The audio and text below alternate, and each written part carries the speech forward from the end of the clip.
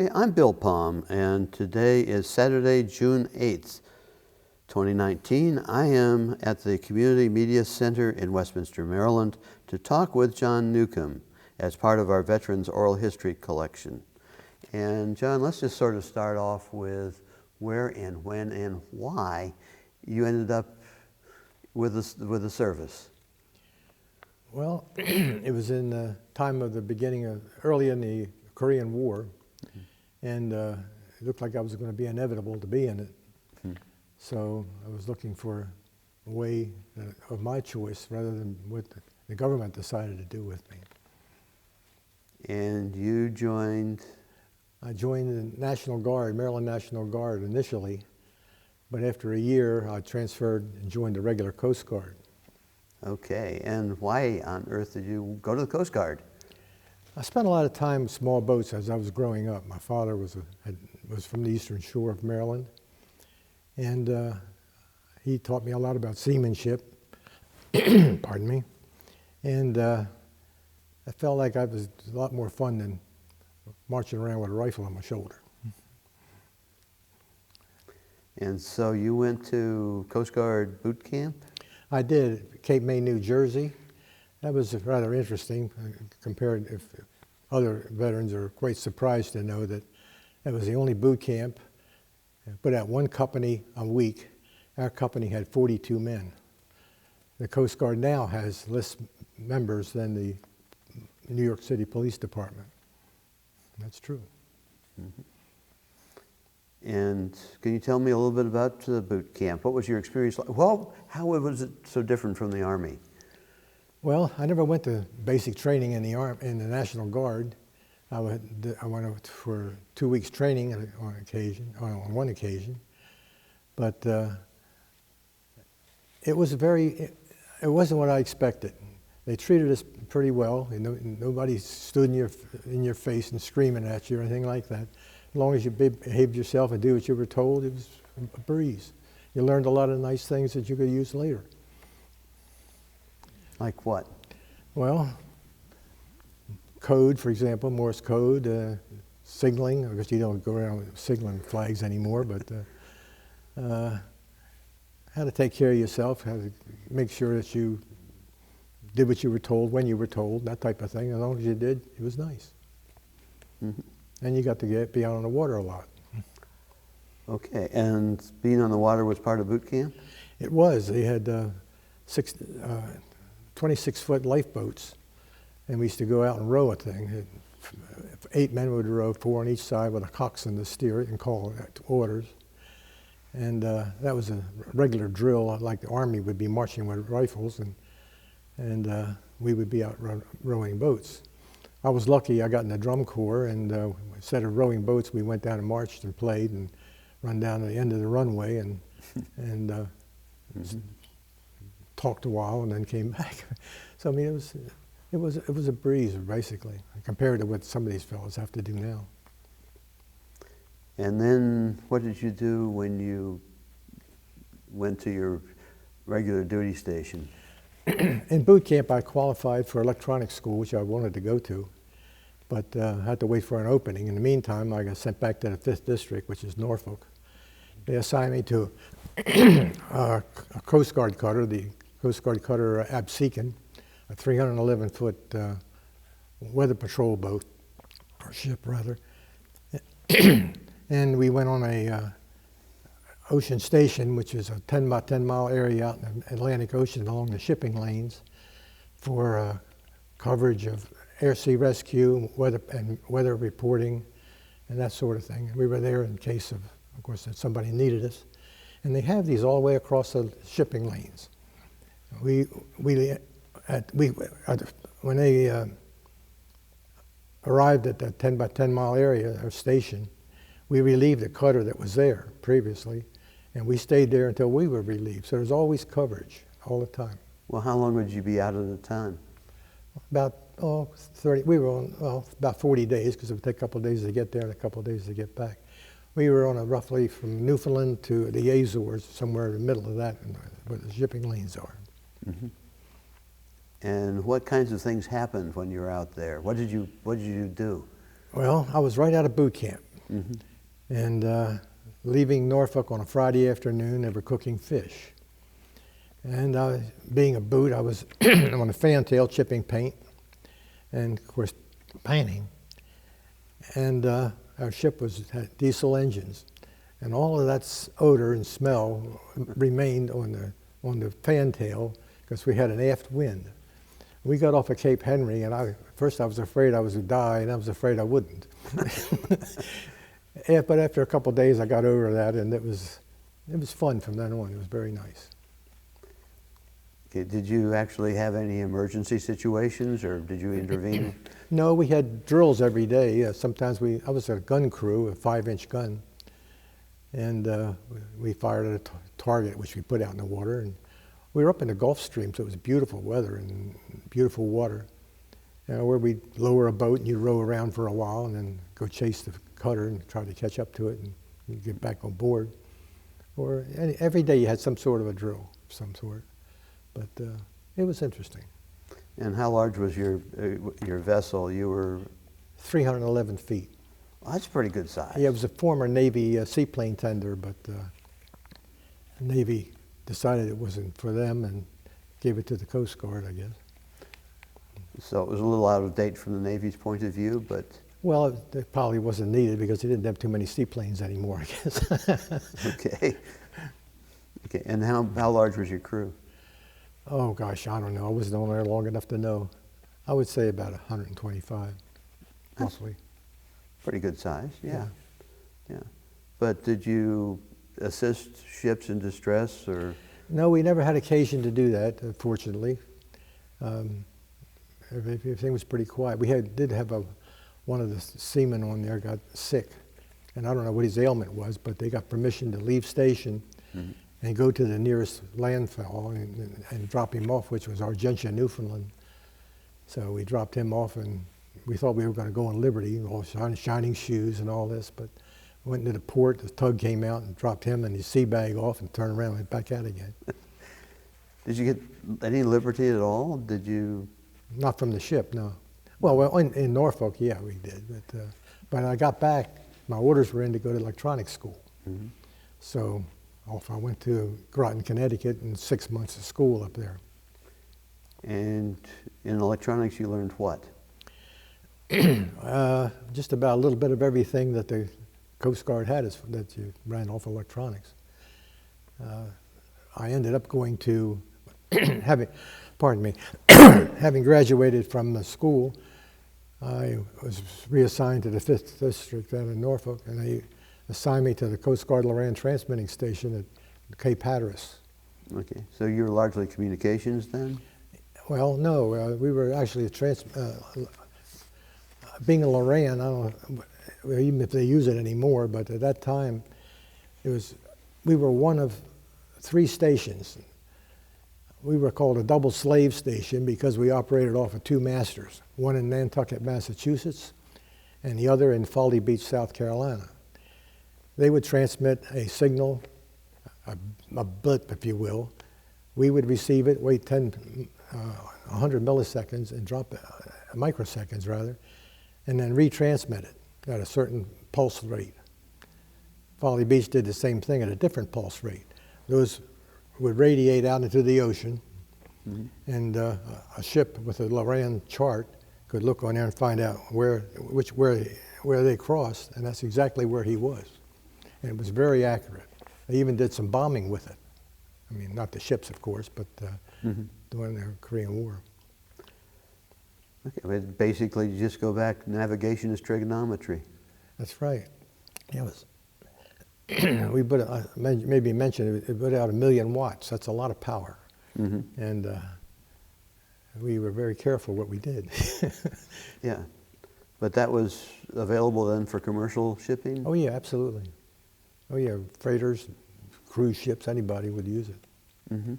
It was great because it was all weather. If you had a cloudy day, you couldn't take a sighting. Okay, so you weren't using a sextant anymore? Well, you didn't have to. Oh, that's the point, yeah. And this was probably more accurate, really. Just got a point A and a point B, and the ship is point C. Exactly. Yeah. Great. And did you have any interesting experiences there? What happened while you were there? Well, it was far cry from the usual military base. We were pretty well on our own. The day I came in, the chief petty officer who was in charge, Chief E.T., gave us our Liberty card. And he said, when you're not on duty, we had 3 second-class petty officers there, E.T.s, I being one.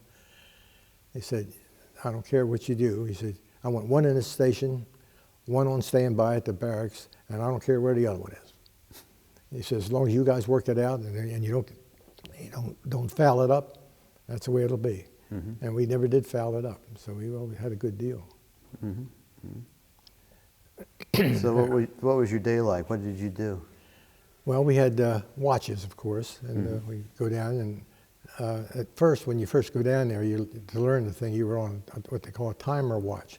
You had large timers that regulated these pulses that you're putting out, and that was the heart of it. That keyed the transmitters. And if they were off, if they went out of service, you had another one you could switch to, but you better get that spare back in service real fast. So, which we did. And there was a petty officer that was there also in case there was a problem, a senior petty officer. So it was well set up, and the three of us that came in about the same time, we never abused it. I mean, it was a good arrangement. So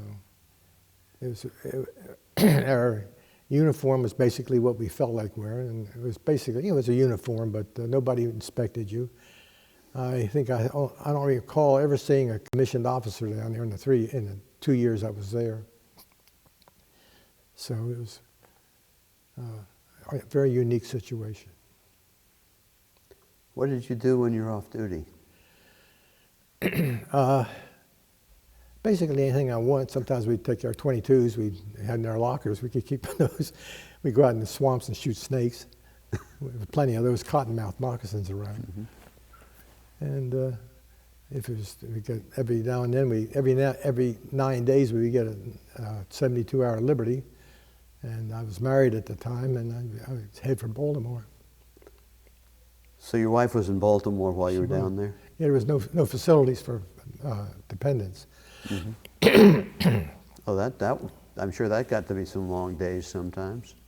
Yeah, but it worked out pretty well. One fellow there was, both of the other petty officers were single, and they both liked to drink a beer once in a while, and I didn't drink, so I would take their watches, and they'd go down and have a beer or whatever. And when the time came for liberties, I would take their liberty and one of their liberties too, and almost have a real good time home. That sounds as though that worked well. And it did. Yeah. How long were you there? 2 years, roughly. It seemed like a long time. The worst part about living down there at that time were the mosquitoes. Oh, they were terrible. If there wasn't any wind, you get out of your car at night and you just had to do this, keep wiping them. Literally, I mean, they'd be swarming all over you. We were hoping for a heavy wind. Of course, at Hatteras, you usually had a good heavy wind. We did have a couple of exciting things that happened down there. The surf station, as I mentioned, they picked up a radio signal that the ship was sinking, a fishing boat. And they called Norfolk because they only had a 25-watt transmitter. Norfolk found out where they were, and it was a Sunoco tanker that was reasonably close. And the tanker, to make a long story short, the tanker rescued these people off of it, and before the last man climbed the ladder, the boat sank. I mean, he was that close. He didn't get his feet wet. But the guy on the captain of the fishing boat was really calm. We tuned it in on our radio. You could listen to it. He said, the water's coming in and it's getting over to my battery. He said, as soon as that happens, my radio is going to go out. But he says, I know code. I can send code to the ship. But just very matter of fact speaking, and it was unreal that he was that calm when his boat was sinking. But that was the closest thing we got to really monitoring as it was happening. This fellow's sinking. Okay, he'd be losing power because he loses batteries. The batteries would short out the batteries, so Yeah. he'd lose no power. But how would he be transmitting code then? Well, he had a flashlight. He could flash. Ah, okay, makes sense. Makes sense. And I don't know that he had to do that, but by that time the tanker was probably within sight. mhm, mhm. Of course, if he wasn't in sight, I guess the light wouldn't do much good either. Yeah. Yeah. Okay. And then where did you go from there? Well, I got discharged in 1955, and went to work for AT&T as a technician. Mm-hmm. And within a couple of weeks, I decided I was going to go back and get into the Ready Reserve, Coast Guard Reserve. They had a good system there in Baltimore, and I really enjoyed that. I was a platoon petty officer, so and again, it was just do your duty and behave yourself, and everything was fine. Nobody treated you roughly. And for training, we would go off and like do it down in Norfolk, and I'd work with the electronic techs down there, or else just go out on these small boats and patrol the harbor and do things like that. It was interesting. So you got back on Yeah. seagoing craft and actually. Yeah, I really enjoyed that. Yeah. And in Baltimore, we go to Curtis Bay and tool all around the harbor down there. It was interesting. We'd be pulling out of go into these little coves and all, and you come out and these boats would be coming up, private boats, speed boats and all. Mm-hmm. And it's funny, as soon as we came out, you could see the bows dropping down as they slowed up, because it's like a state trooper, highway. So you were out doing enforcement work and community relations work and so forth. Yeah, well, this was just a training exercise. We weren't out to chase anybody or anything like Mm-hmm. that. But okay, well, I remember from seeing Coast Guard in action when I was young. They would be checking small craft for life preservers and so forth. Did you do that sort of work too? No, I didn't do that. That was strictly you'd need an electronic technician to do that, Okay. So you were the guy who was making sure that the wiring was straight and. Yeah, I remember one time it was a surf boat. A surf boat that the radio went bad. Mm-hmm. So I had to go down and work on that thing one time, and I never worked on one of those things in my life, But it's a basic thing. First thing you suspect, 95% of the problems were tubes. Mm-hmm. So I grabbed the case and went up to, it was Oregon Inlet, as a matter of fact. So I went down and started checking tubes and found one, fortunately, put it in, back on service again, so that was done. But majority of almost 99 and more than that % of my efforts in Coast Guard were at Hatteras, and that was on that Loran station. Mm-hmm. That was vital. It stayed up. If you were out there for 5 minutes, you were getting calls. Calls from all over the place.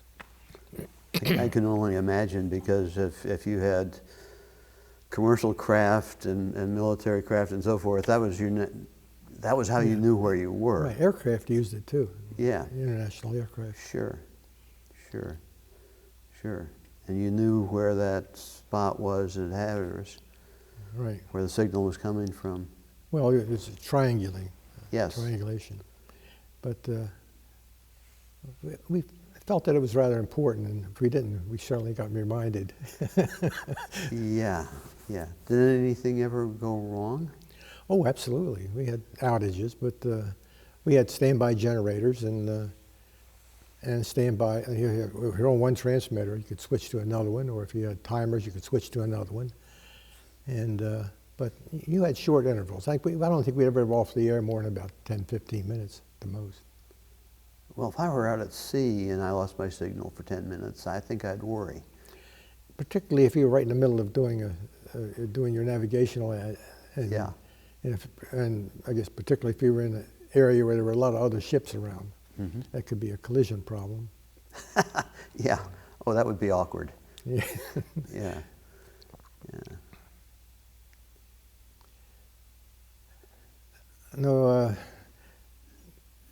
the reserves were a good thing to do. I was really sorry to leave that because, and I wouldn't have. I would have stayed for about 20 years, but I got transferred by my company to a place that was no Coast Guard or no other military unit anywhere near that I could go to.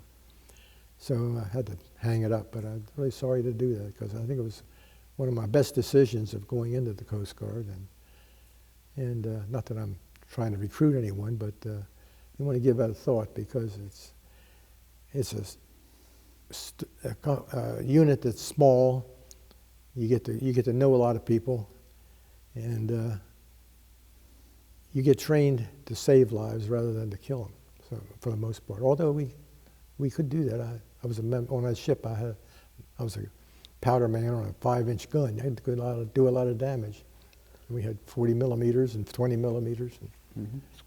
Oh, 5-inch would be, you know. About a 155, something like that. Well, 155 would be big. Yeah. You know, 5-inch would be closer to, well, it doesn't matter, about 30 pounds per round or something. Each projectile would be kind of hefty. Yeah, it was semi-fixed ammunition. Yeah. And I was powder man. A case of powder, a compressed case of powder would come up in the magazine on a chain. So I'd mount it on a trough, and the projectile man would put it on the trough. It would automatically reload, and then it's ready to fire. But the propellant would be variable. You've got. Anyway, I'm going from experience with other kinds of artillery, but that would be. You'd have so many bags that would go in. No, it was in a brass case. It was fixed. Yeah, it was fixed. Okay. So your job was simply to make sure that it was attached. Yeah, put it on the loading trough there. But fortunately, we never had to shoot at anybody. Fortunately, because we probably couldn't hit it anyway. Yeah, well, that was a time when things were pretty quiet out in the Atlantic. So yes. Oh yeah, we were on the alert for North Korean submarines, but we didn't see too many. Yeah. Yes.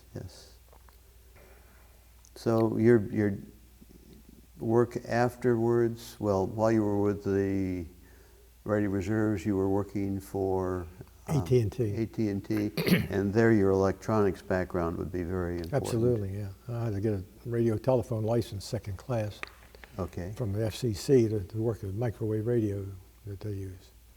You've probably seen the towers with the big horns on them and so forth. Yes. I did a lot of them. Amazing. It's just a different era. When you spoke of tubes a little while ago, I was thinking, okay, when did I last... I have a radio in my basement in a box that has tubes, and I think I'm keeping that largely as a museum piece. That's right. It's a good collector's item. Yeah. Mercy. Yeah. And things changed while you were around, I bet. Yeah, my experience with AT&T, of course, we went in with our equipment. It was all tubes. We had things about the size of a refrigerator. It used a tremendous amount of power. And before I retired, I mean, you'd have about 25 of them in a rack where it used to be one. The power was negligible. What experience really stands out most from the time you were in the military, from the time you were in the Army Reserves, or Army National Guard rather, through the Coast Guard? What really stands out for you? I don't know, living down at living down at Cape Hatteras, I guess, with no housing for my wife, for example, or anybody else, and the people down there were a different world, and I mean that to their advantage. They were very nice people. I've never heard of anything getting stolen. You could never lock your car. Never lock your car or my locker. And the guys on the station tended to fall into that category. You always carried a bunch of line in your trunk, because sand, you had no road out from the main road out to the station. There wasn't any road. It was just riding in the sand. And quite often you get stuck, so the next guy coming by would throw a rope and tie it on and pull you out. Then you get into town, you pump your tires back up again so you could ride on the highway. So you had your tires flat while you were on the You sand? got down to about 10 pounds so that you had more surface. Sure, sure. Did you ever get stuck? Oh, absolutely. Yeah, a lot of times. I know a lot of times you have storms down there and you'd be riding down North Carolina Route 12. That's the road that goes down to Nag's Head and all that, right on down the beach. And there'd be nothing between you and the freighter out there but water. I mean, you could just, and the water's lapping on the bottom of your car, you know.